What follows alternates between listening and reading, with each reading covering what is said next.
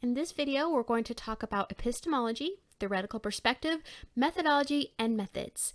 And you might be like, okay, what exactly does that mean? Well, we'll take it a step at a time. So in this video, we'll try to answer questions like this. What's the difference between those terms? Why should I even care? How can I use these terms and these ideas to design my research study? And how do I justify my research design choices? And spoiler alert, you justify it using epistemology, theoretical perspective, methodology, and methods. The structure I'm presenting here is based on a book by Michael Crotty called The Foundations of Social Research. It was written in 1998. I'm just going to provide an overview of some basic ideas from the book, but you might want to look in more depth at specific areas that you would like to focus on for your research. So Crotty creates a framework like this. He says we have an epistemology, which informs our theoretical perspective, which then informs our methodology, which then informs our methods. So let's start with epistemology. Epistemology is the nature of knowledge, its possibilities, scope, and general basis. So it's how we know something, how we come to know something and what it means. Sometimes we call knowledge of something the meaning it holds for us. So one way to think about this is if there's a tree existing in a forest and there's no one else there, there's no individuals there, is it a tree as we think of it as a tree? Does it hold meaning, or maybe we could call it treeness? Does it mean anything without a person there? Well, according to one epistemology, objectivism, yes, it has qualities of treeness because it exists independent of other people. It holds meaning by itself, and then when we're trying to find out about treeness, we can discover that meaning because we can measure things about the tree, we can experiment on the tree, and the tree with its own meaning will reveal itself to us as we research with it. Well, that's how we usually think of the world, but there's some other epistemologies that are very popular. For example, constructionism. In constructionism, we have a tree, which we call the object. We have people, which could be the subject, and we can talk about a whole culture, a whole group of people. And we create meaning or come to understand through interaction with the object. The subject and object interact together to produce that meaning. So sometimes it's called the making of meaning. So with constructionism, it's only a tree because we interact with it. We bring our own beliefs, our own viewpoint and perspective from our culture into our interaction with the tree, and that determines the types of meaning we make with it. But the tree itself still does interact in this meaning-making process. It doesn't mean anything without us, and ultimately, we construct meaning using that interaction. One more we'll talk about here is subjectivism. So in subjectivism, you have maybe some type of entity and people, and it only exists because we say it exists. We are putting our own beliefs and our own interpretations on the object. It's a tree because we say it is. We place our own meaning on it, and we impose meaning. This differs from constructionism because it's not based on the interaction with the tree. The meaning we make of the tree is based on our other understanding of the rest of the world and our culture and things like that. It's not based on what we get back in an interaction type relationship with the tree. So that is epistemology. So if we go on to theoretical perspectives, a theoretical perspective is our view of the human world and social life within it, and it reflects the assumptions we're going to bring to the research. And these theoretical perspectives fit with certain epistemologies. So for example, you might have an epistemology of objectivism, that the tree is a tree itself. Well, that's going to have impact on how we conduct research and how we look and the assumptions we make. So the best theoretical perspective that could go with objectivism epistemology would be positivism. It's the march of science. It says scientific research can find objective truth and meaning. Since the tree holds meaning by itself, if we use the appropriate methods, we can discover that same truth, and everyone would find out the same thing, no matter where they are in the world, when they existed in the world, they would be able to discover the same information or meaning out of the tree because it holds it separate from the subject.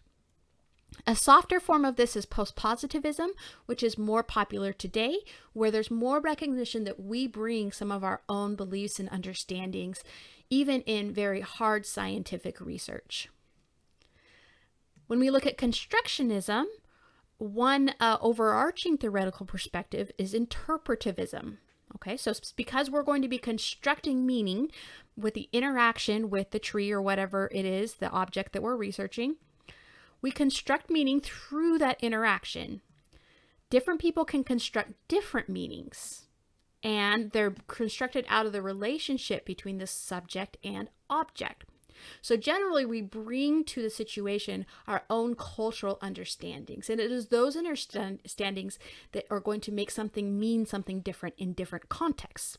For example, what a tree means in a logging community might be different from what a tree means in a pineapple farm, which might differ from what a tree means in a ski resort. The qualities of the tree differ based on the interaction of the people or the context that it's in. Interpretivism is kind of a meta theoretical perspective. Usually we break it into a little more detail. For example, symbolic interactionism, phenomenology, hermeneutics. Those are specific theoretical perspectives that could go under the umbrella of interpretivism.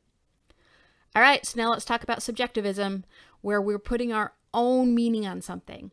That is what goes with critical inquiry or other critical perspectives. We're placing meaning on the object. We're making meaning out of something other than our interaction with the object. So we're taking our cultural influences or other experiences and using that to define what something means. Similar to this are things like feminism and postmodernism that you would want to research if you were going to come from that perspective. So that is your theoretical perspective. It focuses on the assumptions we bring to our research. Our theoretical perspective then informs our methodology. And our methodology is our actual strategy, plan of action, process, or design. So there's a lot of different methodologies you've probably heard of. So for example, you might do experimental research, where you actually interact with something or put an intervention on something to find out what happens. You might do survey research, ethnography, or a whole bunch of other approaches. These are methodologies. They're a plan for your research. Now, certain methodologies will go better with some epistemologies and theoretical perspectives than others. So for example, experimental research is usually going to go with objectivism, some type of positivism or post-positivism, because if we're assuming that if we do some intervention on something and we can measure the results, that goes with an objectivist epistemology. However, something like survey research could be objectivist, but it could also be some type of interpretivism and some type of critical inquiry or other things. That methodology would go under all of those. But the way we would put together that methodology would differ depending on our epistemology and our theoretical perspective. Same thing with ethnography. It can go with an interpretivism, it can go with a subjectivism. So you see, we need to think about the epistemology and the theoretical perspective it goes with, but at the same time, we can do certain methodologies in ways that fit different perspectives. All right, last one is methods. So methodology was our plan for something. Methods are the actual techniques or procedures we're going to use to gather and analyze our data. So we have methods for things like selecting our context and the participants. Who's going to be participating in our research? We have methods for an intervention. What is that intervention going to be if you're doing experimental research? For data collection, what kind of data or information are we collecting from this context? How are we going to analyze that data? And finally, some people even consider how we communicate findings to be part of methods, especially if you're coming from a critical perspective or even possibly an action research perspective.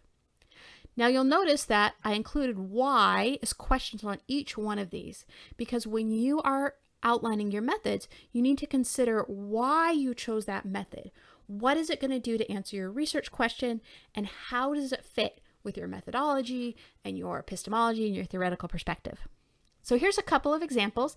If we're going to do some type of experimental research, so probably from objectivism and most likely post-positivism for the theoretical perspective, we might choose or gather our data through different samplings techniques, and then we might analyze it using descriptive or inferential statistics. So those would be our methods.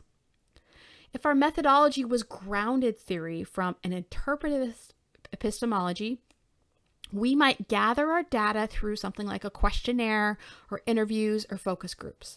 And then we might analyze it using some type of comparative analysis, thematic coding, approaches such as that. So you can see that a whole bunch of different methods, they're all going to have methodologies, are going to have different methods.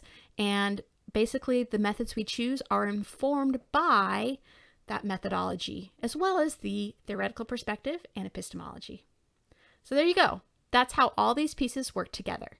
Key takeaways: there are many possible perspectives from which to conduct research. You have to carefully consider what you believe, what is going to fit the context and the type of information you're wanting to find, your research questions, and the value of the findings you will have. You're going to select an epistemology, theoretical perspective, methodology, and methods that work together and inform each other. And that's how you put together a successful research plan. Thanks for watching.